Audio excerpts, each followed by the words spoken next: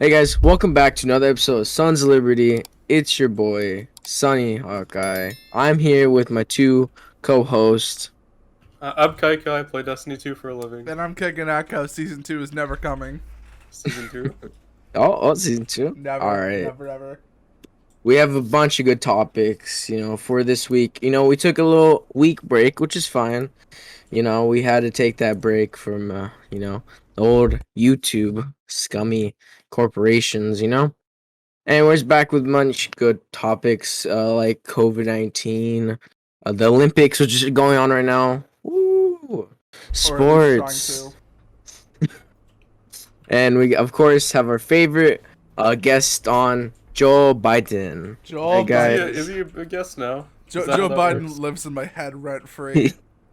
I mean, you're not wrong. He's living in the Sons of Lib3rty Podcast rent free right now. Oh, no. Yeah. We might need to start charging him soon after Trump wins. Yeah, it's like a CNN. Wait, after Trump. Wait, hold up. Wait, what? Yeah, because we don't need him anymore. Exactly. Oh, yeah, true. But yeah, so, it's kind of like, how CNN used to be, like, religiously anti-Trump, and they would never shut up about him. It's like that, but no, it's the other side, so... Let's start things off with a little bit of clowning on old Biden. Oh, Joe Dementia Biden. Well, not exactly, but it's like indirectly clowning Biden. Yeah. All right, if you could take it away, Kaika, like always. Yes, of course. So recently, excuse me, what did you say? Your mic muffled. Mic muffled. I'm sorry. He's bullying me. He's bullying my ears because I have an ear infection. He's bullying me. Wait, what? He's bullying me. He's bullying me, chat. Put in the comments. Kaika's bullying me. What? Why? Not everything has to be around you. Be about you, Chow. Damn, throwing shots at him. The world doesn't revolve around you. I've said like 5 words in the last full minute. No, you said King Chow season 2 is not coming back. That's more than 5 words. Oh my. Okay, yeah. Was that in the last minute though? Kaika, take it away. All right. Okay. So Ron DeSantis, the best governor in America. He's from Florida. Oh, it's a he. Yeah. What? His name's Ron. Are what you else okay? Are you assuming his gender or its yes, gender? I'm assuming his gender. I can't believe you'd be so. How could you? I can't believe you'd be so aggressive. Why don't we just like kick you out of the podcast? Yeah, might as well. The progressive police will be knocking. Yeah, you're getting canceled. Thought police are already yours. Whoa! You DDoSing yourself, mate? What, dude? There's 55 million people in California. So come fight me. Bet. I know where you live. I'm not saying come fight me to you. I'm saying come fight me to the viewers. You know what? Let's just go. Let's just start off. All right. Goddamn. Whoa! Why are you banging your desk? That's pretty violent. You're so violent, bro. Yeah. Our viewers are scared now. I'm sorry, viewers. All right. So Ron DeSantis had a press release. Am I not talking? Hello? Just do the thing. Start. Oh my goodness. You said, why are we not starting? What the hell? Yeah, okay, you're getting server muted. Come on, Arya, give your very insightful commentary. You're the main focus now. You're the main focus of the podcast. Go ahead. Let's go. So today, Ron DeSantis hosted a press release, and in this press release, he said the following: "Quote: Joe Biden has taken to himself to try to single out Florida over COVID. This is a guy who ran for president saying he was going to shut down the virus. And what he has done, he has imported more virus from around the world by having a wide open southern border." Honestly, that is correct. Joe Biden has had a really open southern border. He's packed migrants into these small locations where they're all breathing on each other. So in that statement, there's nothing necessarily wrong. Now, to further his point, this is coming from a Fox News report. The city of McAllen, Texas, says the federal government has released over 7,000 COVID-positive migrants into their city since February, and that includes over 1,500 new infected migrants in just the last week alone. The local state of disaster has been ordered in McAllen. That's just to further back Ron DeSantis' claim. Ron DeSantis also said to Joe Biden, "Why don't you do your job? Why don't you just secure this border? And until you do that, I don't want to hear a blip about COVID from you. Thank you." Also very true. I feel like Ron DeSantis has every right on this ground, Very based. and yeah, I think we all agree on that. But it gets worse for Joe Biden. All right, Oh, let's go. Let's Joe go. Biden dug himself deeper into a hole. He What's said new? this. He said, if governors are not willing to do the right thing to beat this pandemic, then they shouldn't be allowed, or they shouldn't allow businesses and universities who want to do the right thing to be able to do it. If you aren't going to help, at least get out of the way. Now, let's talk about the death rates in fucking Florida, alright? So today's August 4th, and I'm going to go to this Statistica site. Oh my god, it's August. Yeah, it's August. You I know. just no, noticed it's No, August? I mean, I consciously know it's August, but Just- there's like a part of me that's like, hold on, we're in August of 2021. It still feels like 2019. I'm gonna be completely honest. I feel Bro, like because we've all 2020 just, didn't happen. yeah, honestly, I feel like we've just been in a time capsule ever since COVID happened, and like reality has just been put on pause. You're not That's wrong, but true. you're not right at the same time. Just can So- accept that I'm right. Death rates, right? Yeah. I We're talking love about the death those. rates. So let's talk about these fucking death rates, alright? Yo, oh my goodness, These just death talk about rates the are death for rates. 100,000 people, state by state. And I Uh-huh. will read you out the states by the time we get to Florida. So once we get to Florida, I will stop. First is New Jersey. Second is New York. Second is Massachusetts. Third is Rhode Island. Oh, I think I said second time. Twice. What? Never, blah, I'm redoing that. First is New Jersey. Shut up, I'm trying to redo it. Shut up.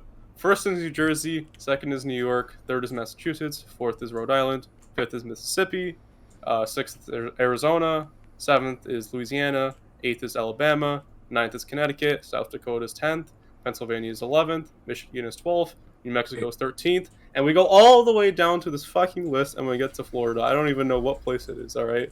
But it's lower than Texas and Tennessee and Delaware, which has one of the smallest populations in the US. Populations? Yeah, populations. Populations.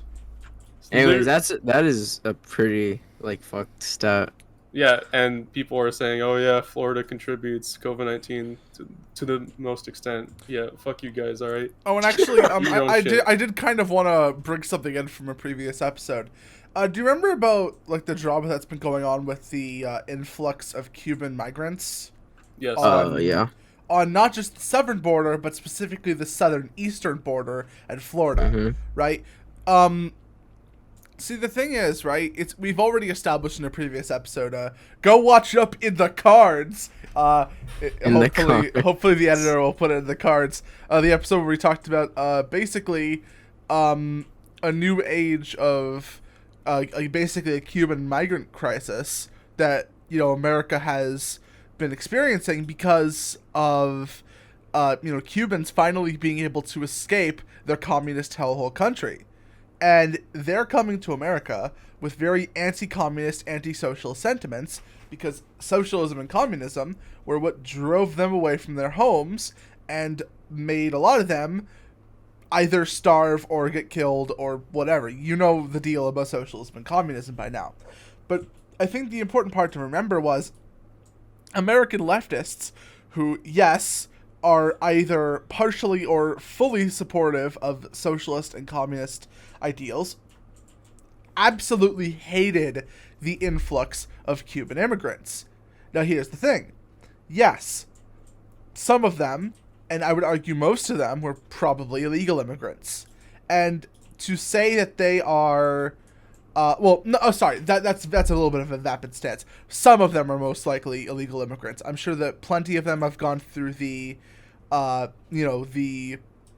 immigrant process and have successfully become U.S. citizens.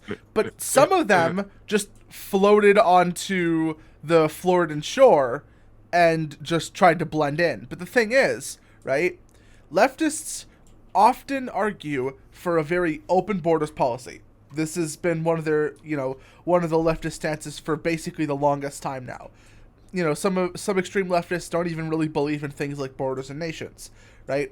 They just believe in this idea that, if all of the borders were open, that everyone would just be better and happier and whatever. Point is, ever since the situation going on in Cuba has happened, and ever since a lot of Cuban migrants have started coming over to America through Florida, right? And they all have this anti-communist sentiment. Leftists have started really showing their two-facedness when it comes to immigrant policies, which is that they love when Democrat voting Mexicans come from the southern center border, but they hate when Republican Cuban voters come from the southern eastern border. And I'm not saying that all Mexicans coming from the southern center border are going to vote Democrat, but Mexican, Hispanic, Latino groups, these are all people that leftists have already, in at least some way, got as a basis vote, because Democrats have always appealed to minority voters. And this has never been stronger in Hispanic, Latino, and African American communities, most of all. I think they've mostly lost the Asian vote at this point, especially with what happened at March of this year. But anyways, I guess my point of this whole flashback to what we talked about before was that the left is showing by these Florida votes that because there's all of these Cuban migrants now in Florida, right? Because they came from Cuba to Florida, that Florida, by association, is now an enemy state. Now, this has not been confirmed, but it's very easy to infer that because there's all of these Cuban migrants in Florida, and because they all have very anti-communist sentiments, that Florida has, through this migration, become more anti-communist, more anti-socialist, and in a small way, more anti-leftist, and therefore more of a red state. Leftists hate this, and so they're trying to throw the baby out with the bathwater and blame Florida for all of the world's problems, as they have with many other issues. Not Florida, but, blaming an external problem for, the world's problems, or America's problems specifically. So, of course, Florida's getting panned for COVID, and everyone is, complaining about, Florida, who just, won't wear their masks. But the truth is, it was never about that. It was about what's been going on in Cuba, the political polarization of states to either go more blue or more red, and with, of course, the influx of Cuban migrants, Florida becoming more red over time, and the leftist insatiable need for power and political gain by any means necessary.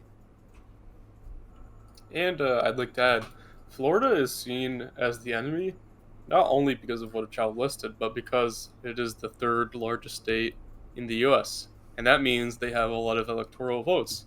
And if a state has a lot of electoral votes, that means they have a lot of power in Congress.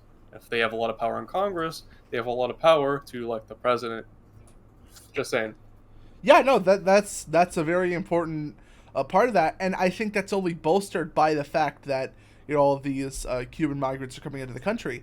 The illegal immigrants aren't getting counted, but the legal ones are. And again, plenty of the immigrants that are coming to America are legal. They're actually going through the process, which for many people coming in on our southern center border cannot be said the same. Now the thing is, right, when you have all of these immigrants coming in from one place, and they all have these ideas that are going against a particular political party, it does make sense that therefore the state would become more opposed to that political party and opposed to those ideas, and it would in general I just completely lost the words. Oh my god, that was such a fail. You pulled the Joe Biden. I pulled the Joe Biden. Oh Dementia's no. developing. No. I'm in stage. He's living here too much. I'm in stage 2. Oh no. He's lived in his mind too much. Okay, Dementia's but like, contagious. okay, No. okay, but like Alright. the thing is, right? I guess it is, to be expected that Florida's population will only continue to grow with this new influx of Cuban migrants. The legal ones. And because of that, Florida will become a larger state, not in surface area, but in population, which is what matters. And with a higher population comes a higher voting power in the Electoral College, like Kaika said. And therefore, they will become even more of a danger to leftists, which is why they've been so militant about blaming Florida for COVID. That's all I have to say about that. Yep. And I like Psaki's response. When I say Psaki, I'm referring to Jen Psaki, the White House press secretary. She tweeted out, I think it was today, 23% of new COVID hospitalizations in the U.S. are in Florida, and their hospitals are being overwhelmed again. We are doing everything we can do to help the people of Florida, and they're stepping up by getting vaccinated. Let's just be clear on this. As we pointed out like 5 minutes ago, Florida, and I counted this by the way, is the 26th highest state in terms of death rate, meaning 24 other states are higher than them in terms of the death rate per 100,000 people. So although Florida is contributing a lot to the hospitalizations, they aren't contributing a lot towards the death rate, which is realistically what we should care about.